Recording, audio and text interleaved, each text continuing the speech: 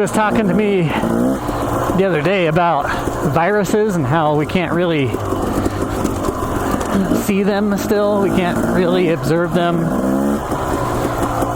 I didn't think that was true, so I researched it and I was really curious about it. I found that we really can't. We can't really observe a virus. It's too small. I just think it's weird because I was looking at all the different microbes and how they affect us. They really do affect us. It's just strange to me that there's a whole world beyond what we can see that really does affect our daily lives. Everything from dust mites making us sneeze with their poop to these little bugs that live in water. Most of them like moist areas. A lot of bugs like dark areas. But just a weird thing to observe because it's like animals run around. That's really what it is. It's like the animal kingdom.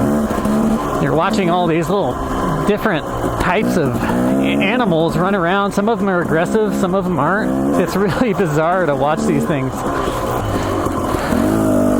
But apparently, in order to really tell what a virus is, the only way they can really do that is observe how it interacts with DNA. And I saw a bunch of images that they had of different viruses, and they all look the same. It's basically just like if you have ever seen static, blurry TVs, that's what it looks like. It's just static.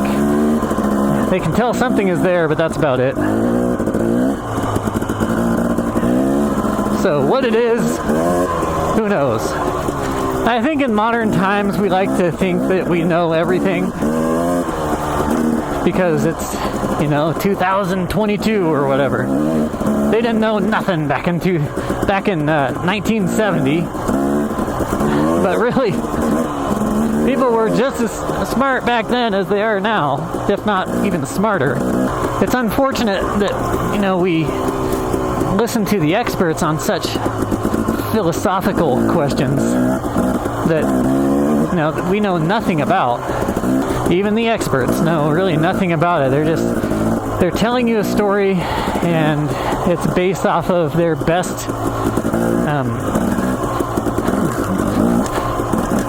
idea of what may have happened, and that goes from everything to the mankind coming from a monkey to everything.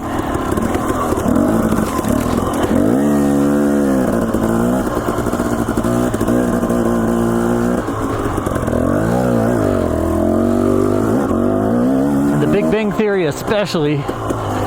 Big Bang Theory is the most ridiculous thing I've ever heard in my life. And it's what everybody has pretty much accepted, or a lot of people have accepted as the origin of life. And it's an absolutely crazy theory that, undisputedly smart people came up with and still believe, but there's an arrogance behind it now that's religious, that it's nothing else can be correct. It has to be that. It's just not the case. It's so unlikely that we exploded from nothing. Nothing made something. And a space that couldn't accommodate such an explosion did accommodate such an explosion. And that outside of this explosion, nothing is still there, and it's still accommodating the expansion of what we call space. And what was there prior to this, and what caused or created that initial reaction? That little spot that was the size of a pin, the tip of a pin, That's what we've come up with. And it doesn't make any sense to me, that's for sure. And that the particles from this explosion circled around each other over billions or trillions of years, created planets. Highly unlikely stuff. But my point is, the experts are just making things up a lot of times. Like, if it's not fact, if you're not benefiting from it directly, you know, we made electricity. That's awesome. That came from science. That came from people observing what can actually happen. It's not guessing. And what science has become is a bunch of leaders basically guessing and telling stories, and then they get a bunch of followers, and then all of a sudden they get funding for all these different projects and speeches, and all this money starts circulating into it. All the while, it's completely false, or at least it could be. Who knows? Maybe it's not. All I'm saying is to think for yourself. I'm not saying that the Big Bang Theory is false, although I believe it is. And I also believe all of this stuff when it comes to climate change. Man-made climate change is a bunch of BS, in my opinion.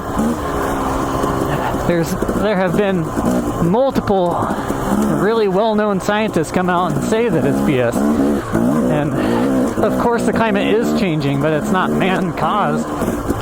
We could have everybody on the planet housed in Texas with a couple acres of land currently. Everybody on the planet, and then not touch the rest of the planet.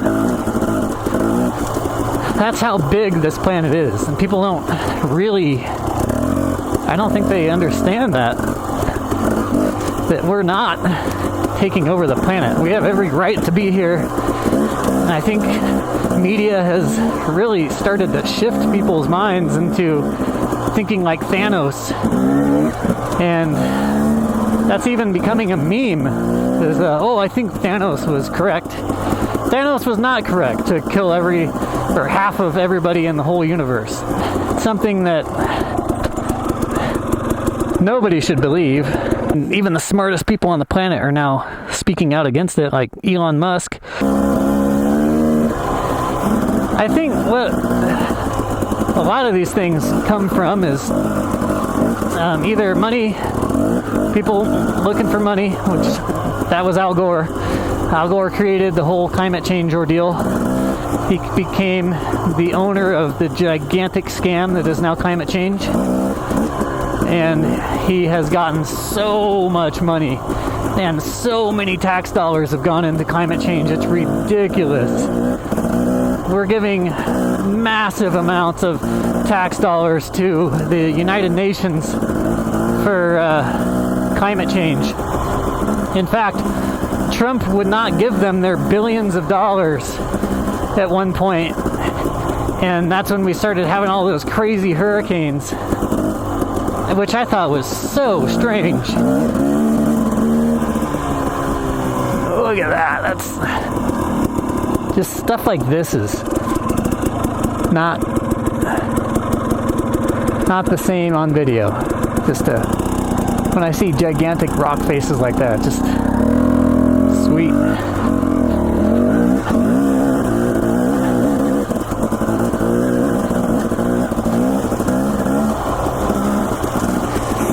But this earth is adaptable. It's a huge place, and there are so many different cracks and crevices to this thing. Nobody is running out of space ever. We have vast amounts of land here. So we're not running out of space. We're not killing the planet with CO2. The cows are not killing the planet with CO2. Riding on trails doesn't hurt anything. That's just common sense type things that aren't so common sense anymore. And as I was listening to this billionaire talk about this topic.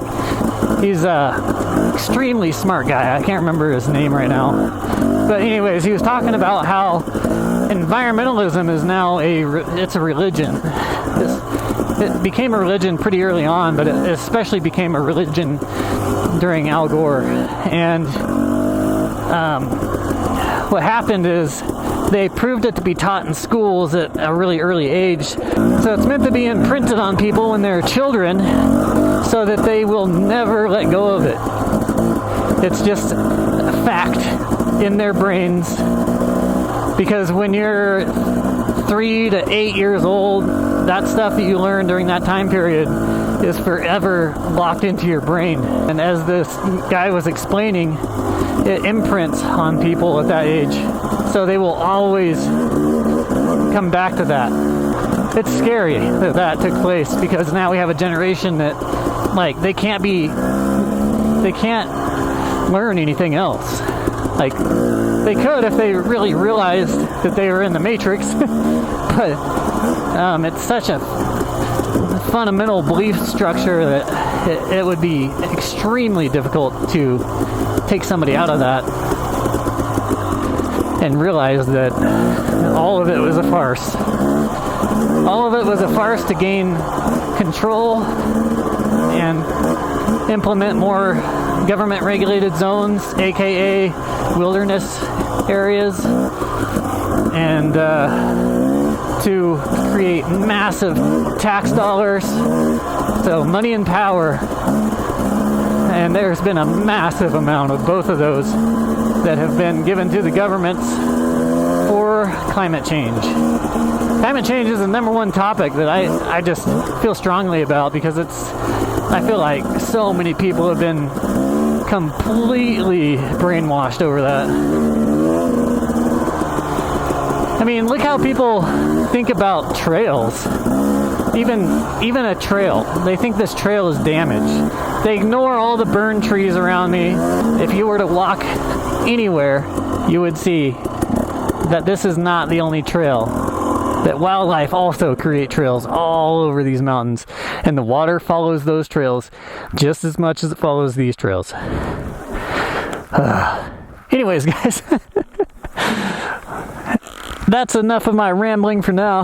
I hope to see you on the next video. Hopefully you'll like, comment, and subscribe. Especially like and comment, because that really helps my videos get seen by more people. And I'll catch you on the next one. Peace.